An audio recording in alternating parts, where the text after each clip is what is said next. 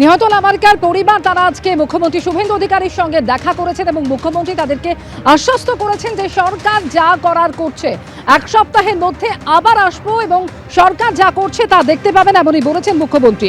দুই পরিবারের সঙ্গে কথা বলেছি, আউটপোস্ট চালু করব। আমাদের সরকারের উপরে আস্থা রেখেছে পরিবার, এটা বড় প্রাপ্তি।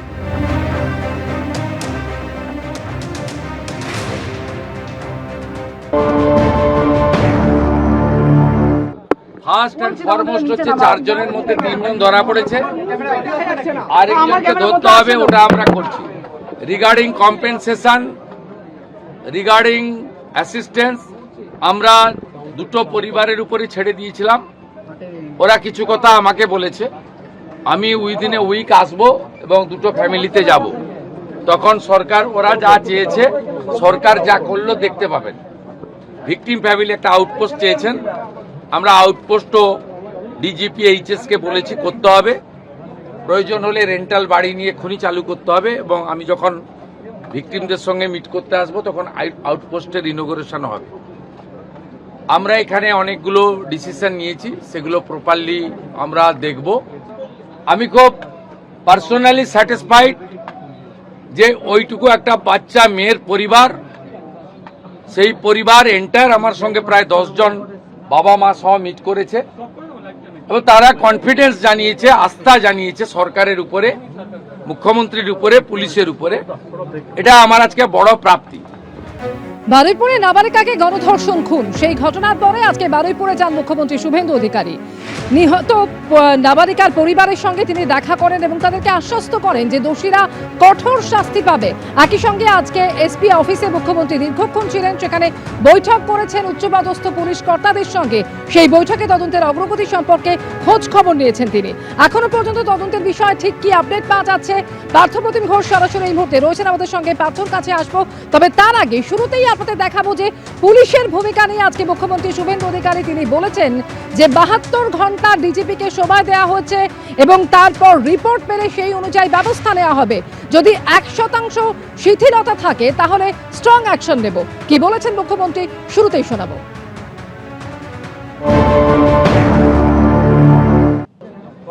SDPO Baruipur, Additional SP Baruipur, in presence of the DGP and SP ADG, IG, আমরা আমাদের পার্টও পুরো অ্যানালাইসিস করেছি।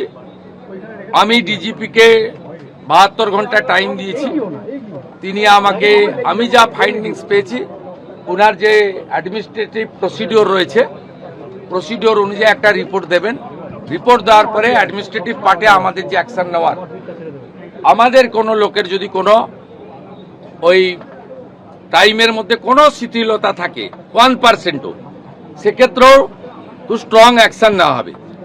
আমি পাওয়ারে আসার পরে বা মুখ্যমন্ত্রিত্ব দায়িত্বের পরে আরজি করের মামলায় 3 জন টপ আইপিএস অফিসারকে সাসপেন্ড করেছি। এক্ষেত্রে আমার মেসেজ খুব ক্লিয়ার আছে, সবাই সেটা দেখেছে।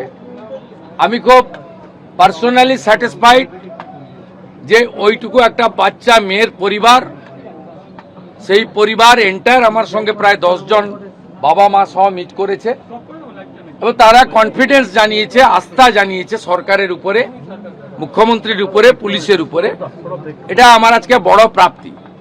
এই ঘটনায় ধৃতদের বিরুদ্ধে খুন, ধর্ষণ, অপহরণ সহ একাধিক ধারায় মামলা রুজু হয়েছে। পক্সো আইনে মামলা রুজু হয়েছে তাদের বিরুদ্ধে। ইতিমধ্যেই আপনারা জানেন ঘটনায় 3 জনকে গ্রেফতার করা হয়েছে, যাদের মধ্যে মূল অভিযুক্ত আনন্দ সর্দার রয়েছেন এবং সেই ধৃতদের জেরা করে এখনো পর্যন্ত চাঞ্চল্যকর তথ্য পুলিশের হাতে উঠে এসেছে। কি তথ্য উঠে এসেছে আরো বিস্তারিত জানাবেন পার্থপ্রতিম ঘোষ আমাদের সঙ্গে রয়েছেন। পার্থ, দেখো, এই যে নৃশংস হত্যাকাণ্ডের ঘটনাটি ঘটে এবং সেই ঘটনা তদন্তকারী ইতিমধ্যে 3 জনকে গ্রেপ্তার করেছে। এখনো পর্যন্ত 4 জনের যুক্ত থাকার বিষয় কিন্তু উঠে এসেছে, যার মধ্যে 3 জন গ্রেপ্তার হয়েছে এবং যাদের 3 জনকে গ্রেপ্তার করার পর যে বিষয়, তারা হচ্ছে 3 জন একে অপরকে দোষারোপ করছে এবং গতকাল রাত্রেবেলা এবং আজকে সকাল থেকেও 3 জনকে মুখোমুখি বসিয়ে এমনকি এখনও 3 জনকে একসঙ্গে বসিয়ে কিছুক্ষণ পর একেবারে সিনিয়র যারা অফিসিয়ালস রয়েছেন তারা হচ্ছে এই অভিযুক্তদেরকে নিজেদের হেফাজতে রয়েছে যেহেতু বারুইপুর থানার, তাদেরকে নিয়ে কিছুক্ষণ পরেই কিন্তু সিনিয়র অফিসিয়ালসরা তারা জিজ্ঞাসাবাদ করবেন। মূলত ঘটনার দিন কি কি ঘটেছিল, শনিবার রাত থেকে, শনিবার সন্ধ্যা থেকে নাবালিকা যখন থেকে নিখোঁজ এবং তারপর থেকে কি কি হয়েছিল। এখনো পর্যন্ত যে চাঞ্চল্যকর তথ্য উঠে আসে সেটা হচ্ছে যে নাবালিকাকে যাতে কোনো রকমভাবে বুঝিয়ে নিয়ে আসা হয় এবং তার জন্য একটা পূর্ব পরিকল্পনা করা হয়েছিল এবং সেই পূর্ব পরিকল্পনা অনুযায়ী এই নাবালিকাকে নিয়ে আসার জন্য দায়িত্ব পেয়েছিল হচ্ছে প্রভাস মণ্ডল। যে প্রভাস মণ্ডল হচ্ছে পরেই তুমি জানো যে জায়গা থেকে পুকুর থেকে দেহ উদ্ধার হয় সে দেখিয়ে দিয়েছিল এবং তারপর তাকে গ্রেপ্তার করা হয়েছিল এবং এই প্রভাস মণ্ডলকে 10,000 টাকা দেবে বলেছিল হচ্ছে আনন্দ এবং সে প্রভাস মণ্ডলকে গ্রেপ্তার করা হয়েছে। এবারে হচ্ছে আনন্দ এবং দিবাকরকেও গ্রেপ্তার করা হয়েছে। যেমনটা জানা যাচ্ছে প্রভাস মণ্ডল নাবালিকাকে বুঝিয়ে যে জায়গা থেকে নাবালিকার দেহ উদ্ধার হয় পুকুর থেকে তার কিছুটা পাশেই একটা ঝুপড়ি ঘর রয়েছে, সেই ঝুপড়ি ঘরের মধ্যে নাবালিকাকে যখন নিয়ে যায় নাবালিকা তখন তার আগে থেকে ঘরের মধ্যে প্রভাস এবং দিবাকর সর্দার, প্রভাস যখন নিয়ে যায় তারপরে দিবাকর সর্দার এবং হচ্ছে আনন্দ সর্দার এরা দুজনে কিন্তু আগে থেকেই সেখানে ছিল এবং তারা সেখানে নেশা করছিল। নাবালিকাকে নিয়ে যাওয়ার পর নাবালিকা স্বাভাবিকভাবেই তাকে ভুল বুঝিয়ে সেখানে নিয়ে যাওয়ার পর সে সেখান থেকে বেরিয়ে যেতে চায়, যখন তাকে জোর করে আটকানো হয়, আটকাবার পর তার উপরে পাশবিক নির্যাতন চালানো হয় এবং তার পরবর্তীকালে সে সংজ্ঞা হারায় এবং তারপরে তাকে কিন্তু তার উপর অত্যাচার করা হয়, তাকে ধর্ষণ পর্যন্ত করা হয় এবং তারপর সেখান থেকে কিন্তু নাবালিকা মারা গেছে এই সন্দেহ করে তাকে একটা বস্তার মধ্যে পুরে তারা হচ্ছে এরা ওই যে জায়গায় ঝুপড়িঘর সেখান থেকে বের করে নিয়ে পুকুরের মধ্যে দেহ ফেলে এবং এখনো পর্যন্ত এই বিষয়টা সামনে এসছে এবং যখন দেহ ফেলছিল তখন যে বস্তার মধ্যে নিয়ে যাচ্ছিল সেই বস্তাটা ছিঁড়ে গেছিলো, তারপর পুকুরের মধ্যে দেহ ফেলে প্রত্যেকে নিজ নিজ বাড়ি চলে যায়। এবারে কার কি ভূমিকা রয়েছে, আরও কারা কারা যুক্ত রয়েছে সেই বিষয়ে বিস্তারিত জানার জন্য তিনজনকে একসঙ্গে বসিয়ে কিছুক্ষণ পর সিনিয়র যারা অফিসিয়ালস রয়েছেন তারা জিজ্ঞাসাবাদ করবে। অমৃতা, ধন্যবাদ পার্থ।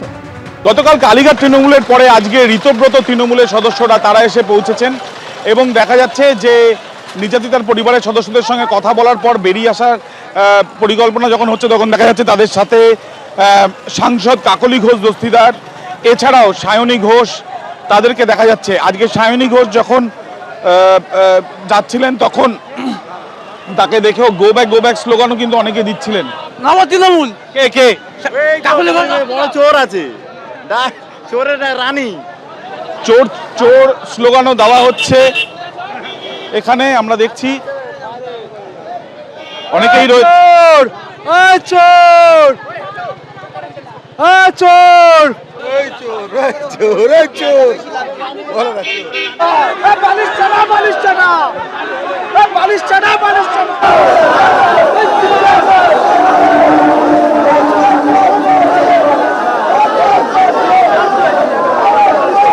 দেখা যাচ্ছে যে ঋতব্রত ভট্টাচার্য তিনি যখন যাচ্ছেন তখন তাকে দেখে চোর চোর স্লোগান, চন্দ্রিমা ভট্টাচার্য যাচ্ছেন আমি দেখছি এবং এই যে চোর চোর স্লোগান তোলা হচ্ছে স্থানীয় বাসিন্দাদের তরফ থেকে। একের পর এক যারা ঋতব্রত শিবিরের তৃণমূল কংগ্রেসের যারা এখানে আজকে এসছেন তাদেরকে দেখে স্থানীয় বাসিন্দারা চোর চোর স্লোগান তুললেন। বারুইপুর কাণ্ডে তোলপাড়, নিহত নির্যাতিতা নাবালিকার বাড়িতে যান আজকে ঋতব্রত বন্দ্যোপাধ্যায়, কাকলি ঘোষ দস্তিদার, সায়নী ঘোষরা। আমার প্রতি যদি তাদের কোনো অভিমান থাকে তাহলে তারা 100 বার আমাকে বলতে পারে। যেরকম ভাবে 1 মিনিটের জন্য আটকাবে ঠিক সেরকম ভাবে আধ ঘন্টার জন্য ভেতরে ঢুকিয়ে কথাও বলবে। এটা আমাদের বিষয়, তাই তো? দৃষ্টান্তমূলক শাস্তি, এবং দৃষ্টান্তমূলক শাস্তি কার? যারা এই ঘটনার সঙ্গে জড়িত তাদের, এবং তার থেকে যদি বৃহত্তর কোনো নেক্সাস থাকে। এটা সামনে 4 জন আছে বলে যে 4 জনই আছে সেটা কিন্তু নয়, এটার পেছনে একটা বড় র্যাকেট আছে। পুলিশ আগের সরকারের ক্ষেত্রে যখন কাজ করেছে সেখানে একটা রিল্যাক্টেন্স ছিল। এখানে যেটা দাবি সেটা হচ্ছে প্রথমত যে দৃষ্টান্তমূলক শাস্তি হবে। যারা যারা জড়িত অলরেডি আপনারা জানেন অ্যারেস্ট হচ্ছে, যারা বাইরে রয়েছে তাদেরকেও ধরতে হবে এবং এটার মূল থেকে উৎখাত করতে হবে এই র্যাকেটটাকে। এটা হচ্ছে প্রথম। দ্বিতীয় হচ্ছে একটা জনরোষ তৈরি হয়েছিল, যেই জনরোষটা এমন পর্যায়ে পৌঁছেছে যেখানে স্বতঃস্ফূর্তভাবে এখানকার মানুষ তারা এগিয়ে এসেছেন, তারা প্রতিবাদ করেছেন। কারণ যেই ছোট্ট বোনটির সাথে এই ঘটনাটা ঘটেছে আমি তার ব্যাপারে যতটুকু শুনেছি সে এখানকার সবার খুব কাছের ছিল। এটা একটা ব্যক্তিগত লস, এটা একটা পরিবারের লস না, এই গোটা এলাকার, এইখানে প্রত্যেকটা মানুষের লস। কাজে এখানে একটা ইমোশন জড়িত, তাই সবাই রাস্তায় নেমেছিল। আমরা নিন্দা জানাচ্ছি, দাবি জানাচ্ছি যে এই যে নির্মম হত্যাকাণ্ড যারা করেছে তাদের আমরা সর্বোচ্চ শাস্তি দাবি করছি। একটা অপরাজিতা বিল ছিল, সেই বিলটা যাতে পাশ হয় এবং যাতে নির্মম এই হত্যাকাণ্ডের দোষীদের সঠিক সাজা হয়। আমরা ধর্ষণকারীর মৃত্যুদণ্ড এবং ফাঁসির দাবি করি এবং আমরা সম্পূর্ণভাবে এই পরিবারের পাশে আছি।